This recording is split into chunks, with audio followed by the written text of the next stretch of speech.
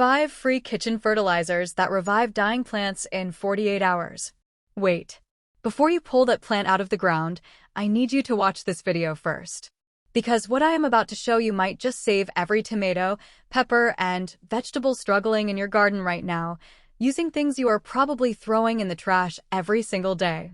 Welcome back to Gardening Secrets Hub, the channel where we keep it real, keep it simple, and keep your garden thriving without spending a single extra dollar. And today, we are diving into something that the fertilizer industry genuinely does not want you to know about. Here is the truth that most gardeners never hear. When a plant starts yellowing, sagging, and dropping its flowers, it is almost never finished. In almost every case, it is simply starving, running low on one or two specific nutrients the soil can no longer provide. And those nutrients can be delivered in as little as 48 hours, using items already sitting in your kitchen right now. 5 of them, to be exact. 5 zero-cost liquid fertilizers that university soil labs have actually measured, that generations of old-world farmers swore by, and that the modern garden industry quietly pushed aside. Why? Because there is no profit in a banana peel. So today, we are covering all 5. What each one does, why it works faster than anything sold in a bag, and the mistake most home gardeners make that stops these remedies from working at all. Stay with me until the end, because the last one is the oldest trick in the book, and it is honestly the most powerful of them all. Number 1. Onion peel tea.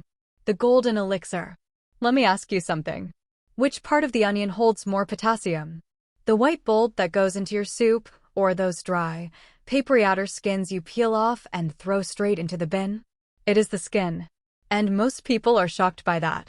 Those outer layers carry a concentrated dose of potassium, calcium, magnesium, and iron. They also carry a compound called quercetin, the same compound found in red wine, apples, and blueberries that is so good for the human heart. Inside a plant, quercetin does similar protective work. It shields leaves from harsh sun. It slows the spread of fungal infections. It steadies the plant when a heat wave or cold snap rolls through. Now here is where most gardeners go wrong. They hear about onion peels and they bury the skins straight into the soil, thinking they will break down and feed the roots.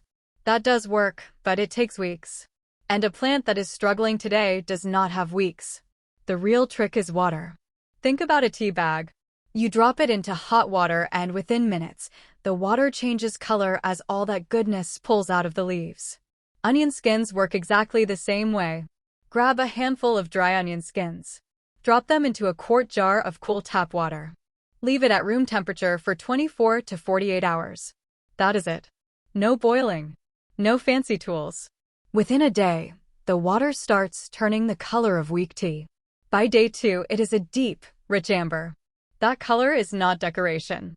That is potassium, magnesium, calcium, and quercetin dissolved and ready to go directly into your plant's root system the moment you pour it at the base. No composting. No waiting. No breaking down. Just pour and watch.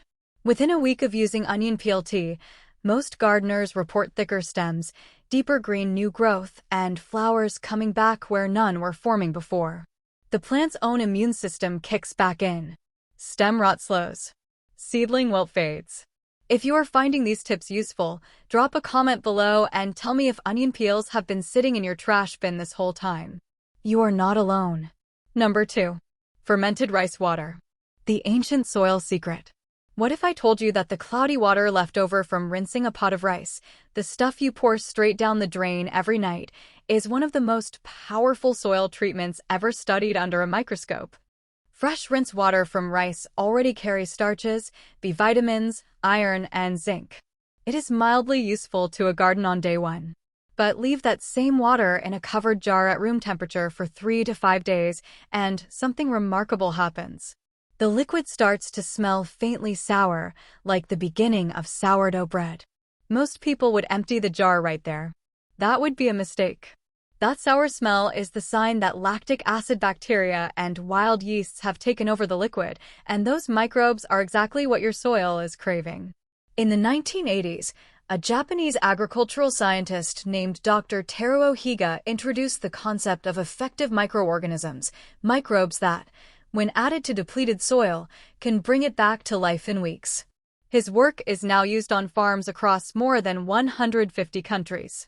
And the microbes at the heart of his research are the same ones that grow naturally in fermented rice water for free in your kitchen.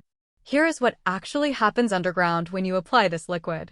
The bacteria and yeasts in the water meet the microbes already living around your plant roots. The starches in the rice water act like a feast. The entire soil microbiome wakes up and multiplies. Within a week, the population of beneficial microbes in the soil can triple. This is not feeding the plant directly. It is building the plant's support system. It is the difference between handing someone a single meal and handing them a working kitchen. One critical reminder. Always dilute fermented rice water. 1 part rice water to 10 parts fresh water before it touches any roots. And never skip the fermentation step. Fresh rice water barely makes a difference. Fermented rice water changes everything. Number 3. Vegetable scrap digestate. The fastest nitrogen fix. Every refrigerator has one. That forgotten tomato at the bottom of the crisper. The wilted lettuce nobody used. The soft cucumber pushed to the back of the shelf. For most households, those scraps go in the trash. For a gardener who knows this method, those same scraps are the fastest-acting nitrogen source you can make at home. In 1840, a German chemist named Justus von Liebig proved something that changed agriculture forever. Plant growth is not determined by the nutrients a plant has plenty of. It is determined by the one nutrient the plant has the least of. He called it the law of the minimum. Picture a wooden barrel with staves of different heights.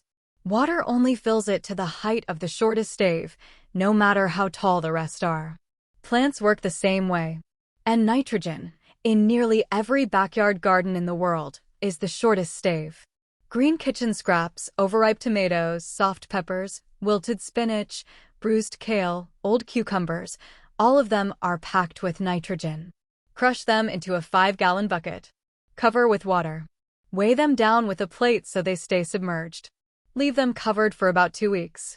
What happens inside is called nitrogen mineralization. Bacteria break the plant cells apart and pull all that locked-up nitrogen into the liquid. When it is ready, the liquid is dark, cloudy, and smells strong. That smell is your green light. Dilute 1 part scrap liquid to 30 parts clean water.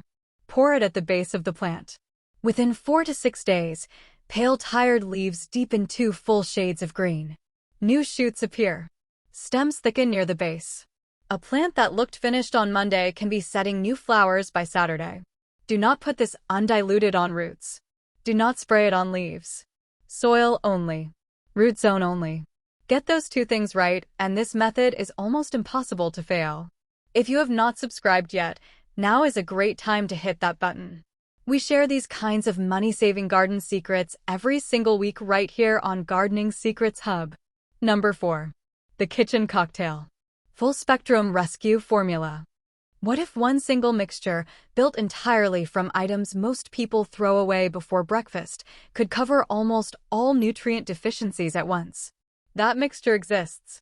And it comes together like a recipe. Start with banana peels for potassium.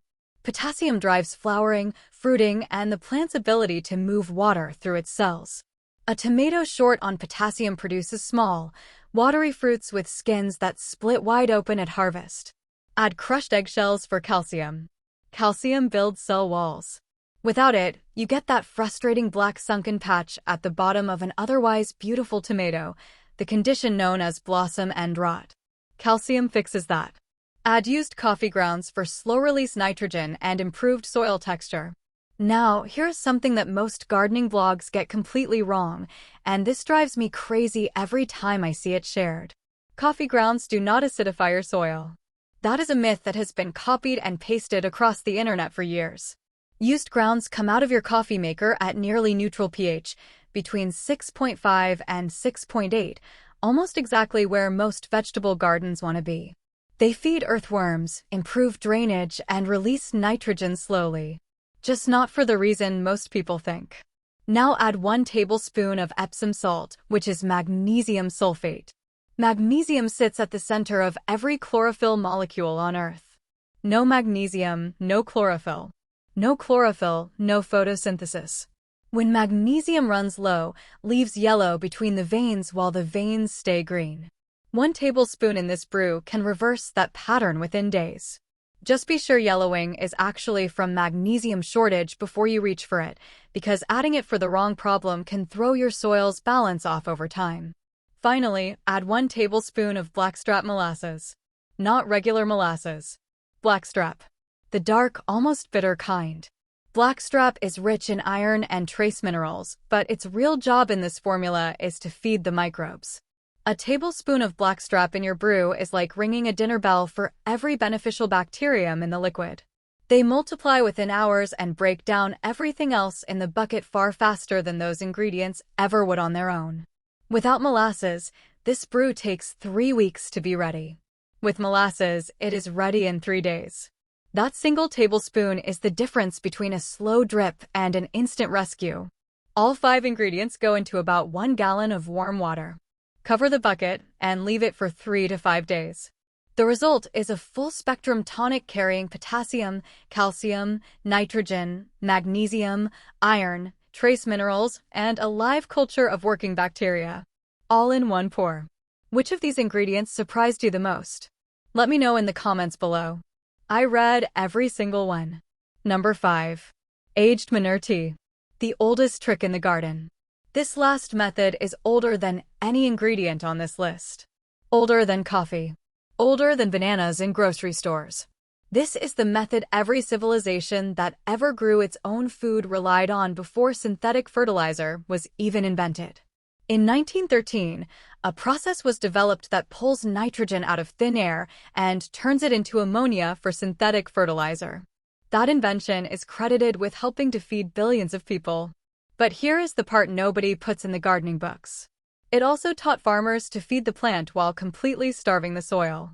And the results are now visible from space: dead zones in oceans, collapsed soil structure across farmlands, and a slow grinding loss of the microbial life that keeps a garden truly alive. That is the trade-off. For a home gardener, the old way still works. And it still outperforms the synthetic version for rescuing a dying plant. This method is called manure tea. Among old farmers in the Appalachian Hills and the Pennsylvania countryside, it has another name: the giant tea bag.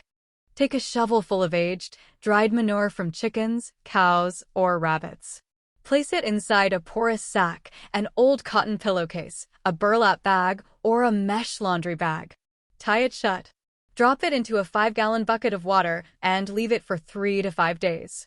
The water slowly pulls out nitrogen, phosphorus, potassium, and a long list of trace minerals, while the solid matter stays safely inside the sack where it cannot burn your roots or carry weed seeds into your beds. Each manure type has its own strength. Aged chicken manure is the highest in nitrogen and phosphorus, the most powerful growth driver of the 3. Cow manure is more balanced and exceptional for building long-term soil structure. Rabbit manure is the quiet favorite of experienced gardeners. It is the only common manure gentle enough to be applied without any risk of burning roots, even on young seedlings. 1 non-negotiable rule: never use fresh manure. Fresh droppings from any animal carry too much ammonia, weed seeds, and pathogens. A single bucket applied too generously can scorch an entire row of seedlings in 48 hours. The manure must be aged for at least 6 months before it ever goes into the tea bag. Dilute the finished brew down to the color of weak iced tea, roughly 1 part tea to 10 parts clean water. Apply it at the root zone in the early morning or in the last hour before sunset. In the heat of midday, much of the nitrogen evaporates before the roots can even absorb it. In the cool of evening, the soil holds onto every drop. A single cup poured at the root zone of a tomato plant can keep that plant thriving for a full week. Sometimes longer. Wrapping it all up. So there you have it. 5 liquid fertilizers. Onion peel tea, fermented rice water, vegetable scrap digestate, the kitchen cocktail, and aged manure tea. Every single one built from what most people throw away before lunch. Each one solves a different problem. Each one costs absolutely nothing. And each one begins working within a week, in some cases within 48 hours. Here is the principle that ties all 5 together. The things most often called waste in a modern kitchen are, in almost every case, exactly what a struggling garden needs to come back to life. The gardener who understands that has access to a fertilizer supply that will never run out, never raise its price, and never carry a warning label. So the next time a tomato starts to yellow, or a pepper stops setting fruit, or that zucchini you were so proud of starts to fade, pause before you reach for the shovel. The cure is almost certainly already sitting in your trash can. Now I want to hear from you. Which of these 5 are you going to try first? And here is the big question I want you to debate in the comments. Do you think the fertilizer industry has been keeping these methods from us on purpose? Drop your honest answer below. I have a feeling this one is going to get interesting. If this video helped you, share it with a fellow gardener who keeps losing plants they could have saved. And if you are not subscribed yet, join the Gardening Secrets Hub family right now. Every week we bring you honest, practical, affordable gardening knowledge that actually works. Until next time, happy gardening and never throw away another banana peel again.